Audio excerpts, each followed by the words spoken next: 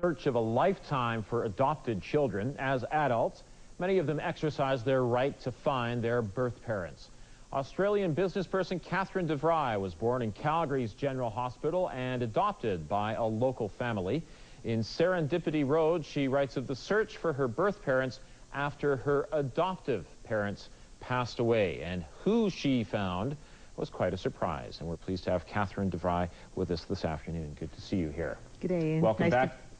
Welcome back to Calgary, first of all. It's great to be back. Now, first of all, it was a health scare that prompted you to make that search, to begin making those phone calls to find your birth parents. Tell us about that. Yes, it was. I was working for IBM as an executive in Tokyo, and I ended up in hospital very sick. And doctors and nurses, like anywhere, went next of kin. I went, not even though I'm supposed to be this tough corporate executive. Right, because your adoptive parents died when you were in your early 20s. Yes, I just graduated from university, and they both died of cancer within a year of each other. So I went to Australia with a backpack and $200 for a 3-month working holiday with no intention of staying. But the biggest problem of my life turned into a wonderful opportunity. And IBM gave me many opportunities, and as I say, I was in Japan, and they went hereditary diseases, and I went, I don't know. And that's when I decided to try and find my biological parents in Canada only for medical reasons. Mm-hmm. And when you found those parents, tell us who they were. Well, my first conversation with my biological father was the night of the closing ceremonies of the 1988 Calgary Winter Olympics, and I'd always loved sport. And I discovered where I may have got that love of sport because he was an 8-time Canadian champion rodeo cowboy, Harold Mandeville, in the Rodeo Hall of Fame, and had been looking for me since I was 6 months old. So explains where I got my crazy love of sport and adventure. What a shocker for somebody living in Australia to find out that this was your birth father. Yes, and I also met my birth mother and a wonderful family there as well, and I went from being an only child with no family whatsoever to one of 96 grandchildren and great-grandchildren. So in writing Serendipity Road, I didn't tell people I was adopted. I didn't tell even close friends in Australia that my parents had passed away because I didn't want anyone's sympathy, and there was a certain stigma attached to adoption.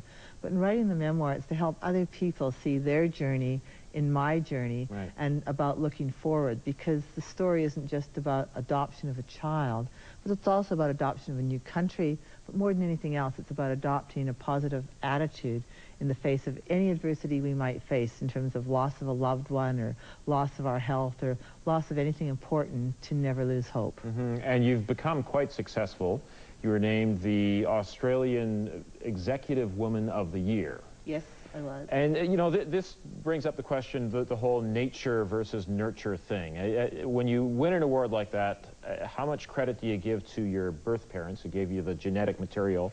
How much credit do you give to your adoptive parents? Well, certainly I give credit to my parents for giving me the gift of life, my birth parents, but I think all of us, whether we're adopted or not, we're a product of our genetic makeup or a product of the environment in which we grew up. But more than anything, we're a product of the choices we make in our own lives in terms of looking forward.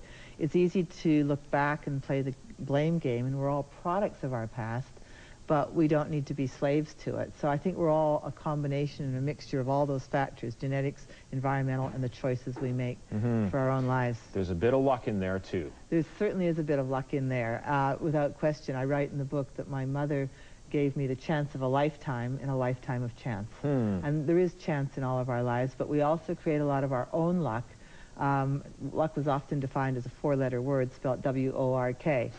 And, you know, I'm grateful to my birth mother for giving me the opportunity to make some choices. And I've just had a very lucky life. I think I was lucky to be born. I think I was born lucky. And I think that whether we're birth mothers, whether we're adopted kids, whether we've had nothing to do with adoption, we do make our own choices. And it's a matter, again, of always looking forward. And my granddad used to say, Catherine, it's okay to be down in the dumps, but just don't stay there too long. There's another anecdote about good luck in this story, in this book, in that you were invited to go on the expedition to Mount Everest that was really memorialized in the book Into Thin Air, where a number of people died on this mission. You were asked to go on that trip. You declined, and then you received a postcard from one of the guides who died after his passing. Yes. Incredible.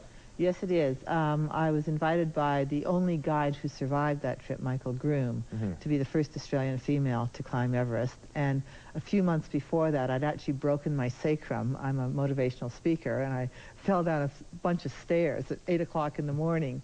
And, you know, I bungee jump, I swam with sharks, and then I break my sacrum falling down some stairs. But it was probably not meant to be on that climb. And Ferdinand Hillary endorsed one of my previous books. But again, in Serendipity Road, one of the things I try to get across to the reader so that they can see their story and my story is not to make mountains out of molehills.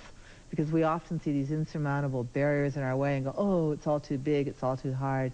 How can I do that? And it's just taking things one step at a time and asking for help where you need help.